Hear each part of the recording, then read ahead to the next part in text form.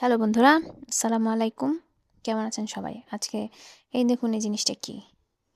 কে বলতে পারবেন এটা কি? এটা হচ্ছে গাইচ্ছা আলু। এটা আমি একটা ভেঙেছি। ভাঙার সময় ভেতরে সাদা ছিল। কিন্তু এখন কিছুক্ষণ রাখার কারণে এই যে দেখুন আবার চিমটি দিয়ে দেখালাম ভেতরটা সাদা। কিন্তু কিছুক্ষণ রাখলেই সেটা এরকম মাটি লাল একটা কালার চলে আসে। তাহলে বুঝতে পারছেন এটার মধ্যে কি পরিমাণ আয়রন আছে? আর এই আলুটা অনেক পুষ্টিকর এবং খেতে অনেক মজা।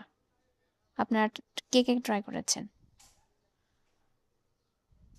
অনেকেই হয়তো জানেন এবং অনেকে নতুন আছেন, চিনবেন না অথবা দেখুন এটার সাইজটা কেমন। খুব সুন্দর না? ঠিক মনে হচ্ছে ঘোড়ার মাথা।